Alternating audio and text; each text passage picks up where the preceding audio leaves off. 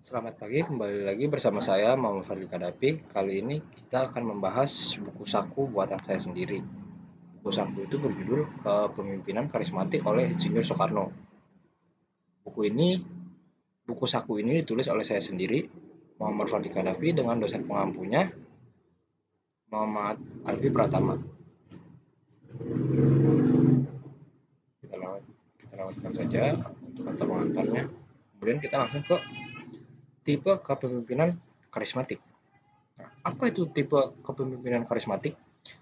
Tipe kepemimpinan karismatik itu adalah eh, gaya kepemimpinan yang menunjukkan karisma untuk menarik perhatian dan menginspirasi pengabdian oleh orang lain atau pengikutnya. Nah, itu adalah salah satu contoh gaya kepemimpinan yang berpusat pada pemimpin selain kepemimpinan yang otoritatif dan transaksional. Nah, pemimpin ini lebih percaya pada visi kemampuannya sendiri daripada para pengikutnya. Nah, sudah pasti kalau misalnya pemimpin ini lebih percaya pada visi dan kemampuannya sendiri, ya pasti ini memiliki sebuah kekurangan. Nah, kekurangannya itu ada di pembahasan buku sakunya. Nah, kekurangannya itu hal ini dapat menimbulkan risiko bahwa sebuah proyek, perusahaan, atau bahkan suatu organisasi yang rentan runtuh jika ditinggalkan oleh pemimpinnya. Kenapa saya bisa bilang seperti itu? Hal ini dikarenakan para pengikutnya menganggap bahwa kesuksesan itu terjadi dikarenakan adanya pemimpin mereka sendiri. Nah, hal ini sebenarnya sungguh rentan ya, karena saya bilang seperti apa? Eh, Kalau saat itu tiba-tiba mereka ditinggal oleh pemimpin mereka, yang akan terjadi adalah ketidakpercaya dirian. Nah, ketidakpercayaan dirian itu ya yang bisa menghancurkan sebuah proyek, perusahaan, atau bahkan organisasi, bahkan untuk skala level negara. Nah, kemudian kita langsung lanjut saja karakteristik kepemimpinan karismatik. Apa saja itu? Yang pertama itu visioner. Pemimpin memikirkan atau merencanakan masa depan dengan bijaksana. Nah, karena seperti yang di pembahasan sebelumnya, kalau pemimpin yang bertipe karismatik itu harus memiliki mindset yang lebih matang. Kenapa sih bisa bilang seperti itu? Simpelnya karena dia lebih percaya diri dia sendiri tentang visinya, prinsipnya dibandingkan dengan para pengikutnya. Nah, kemudian risk taker. Nah, risk taker itu pemimpin berani untuk mengambil risiko. Bahkan risikonya itu jika kematian. Nah, kenapa hal ini untuk mewujudkan visi dan menuju kondisi yang lebih baik ke depannya. Nah, kemudian orator ulung. Nah, orator ulung itu pemimpin mampu berbicara bahkan untuk waktu yang lama untuk menggerakkan banyak orang, para pengikutnya, hanya dengan kata-kata, pidato, atau perilaku. Nah, karena kali ini buku sakunya berjudul, berjudul Kepemimpinan Karismatik Insinyur Soekarno. Ini merupakan beberapa foto dari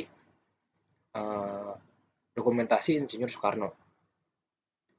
Nah, ini pada saat uh, salah satu foto ini pada saat dia berpidato itu ada di lapangan Ikada. Nah, nanti akan kita bahas masalah lapangan Ikada di halaman berikutnya. Nah, siapa itu Insinyur Soekarno? Insinyur Soekarno adalah presiden pertama Republik Indonesia yang menjabat pada periode 1945 hingga 1967. Ia adalah seorang tokoh perjuangan yang memainkan peran penting dalam memerdekakan bangsa Indonesia dari penjajahan Belanda hingga Jepang. Nah, Soekarno adalah tokoh proklamator kemerdekaan Indonesia bersama dengan Muhammad Hatta pada tanggal 17 Agustus 1945. Nah, karena Insinyur Soekarno terkenal sebagai orator ulung dunia, salah satunya kita akan membahas perintah-perintah legendaris dari Insinyur Soekarno. Nah, perintah yang pertama itu yang akan kita bahas adalah perintah pada puncak revolusi. Nah, setelah kemerdekaan sudah disiarkan, terjadi peristiwa pada saat rapat. Nah, suatu peristiwa itu dikenang sebagai peristiwa dari puncak dari revolusi nasional. Nah, kita bakal langsung ke storyline-nya. Storyline-nya itu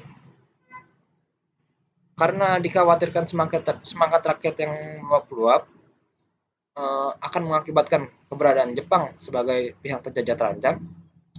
Pada 19 September 1945, para demonstran berkumpul di lapangan Ikada. Nah, maksudnya ini Jepang itu merasa terancamnya karena apa? Karena semangat rakyat yang meluap-luap. Semangat rakyat yang meluap-luap itu akibatnya apa?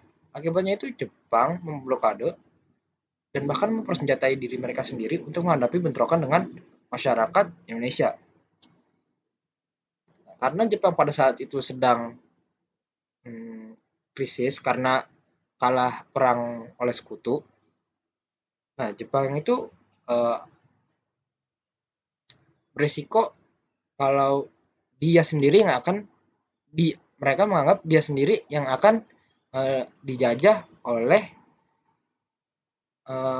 daerah jajahannya sendiri. Nah, karena itu untuk menghindari bentrokan, Insinyur Soekarno langsung mengeluarkan perintahnya. Nah, perintahnya itu seperti apa?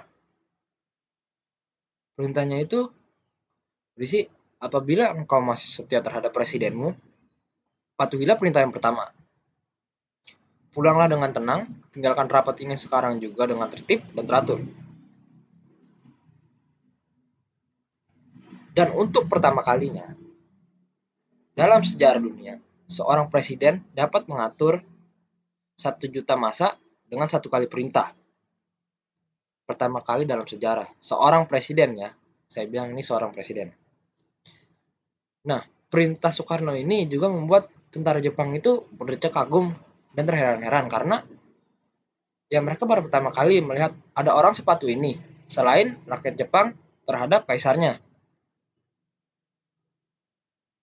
Nah, ini merupakan di bawahnya ini merupakan foto-foto pada saat Insinyur Soekarno melakukan perintahnya di lapangan Ikada untuk membubarkan massa agar tidak terjadi bentrokan.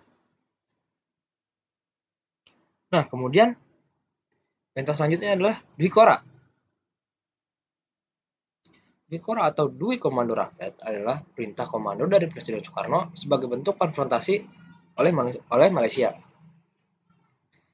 Nah, hal ini dilatar belakangi oleh kekhawatiran pembuatan negara Malaysia yang merupakan tindak imperialisme dan penjajahan neokolonialisme yang bertentangan dengan Pancasila. Nah, maksudnya itu Indonesia itu khawatir kalau Malaysia itu akan menjadi negara bonekanya Inggris, negara sekulernya Inggris. Nah, kita langsung saja ke isi dari Dwi Koranya. Isi dari Dwi Koranya itu yang pertama, perhebat ketahanan atas revolusi di Indonesia. Kedua, bantu perjuangan para revolusioner yang dilakukan rakyat Malaya, Sabah, Singapura, Brunei, dan Sarawak guna membubarkan negara boneka. Nah, tidak tanggung-tanggung nih. Kalau seruannya yang sangat terkenal itu hingga sekarang, yaitu Ganyang Malaysia, yang diserukan dan membuat massa menjadi banyak sekali ikut serta menjadi sukarelawan gerilya untuk pembubaran negara boneka. Nah, ini salah satu foto dokumentasi dari perintah-perintah di Korak.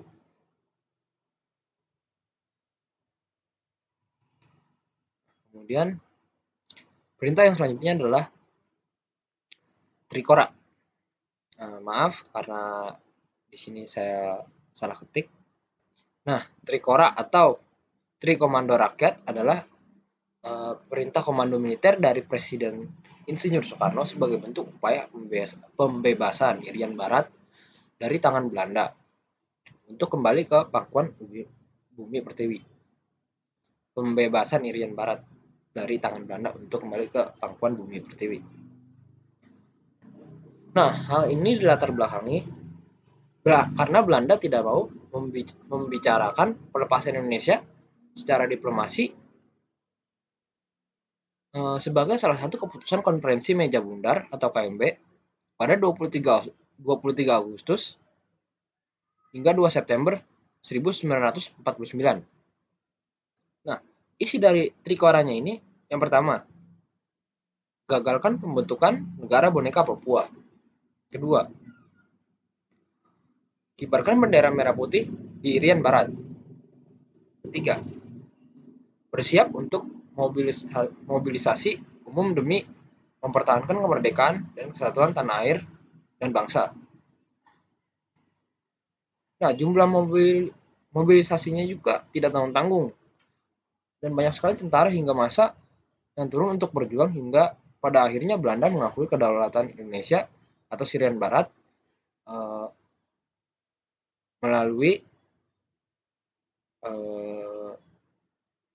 negara penengah.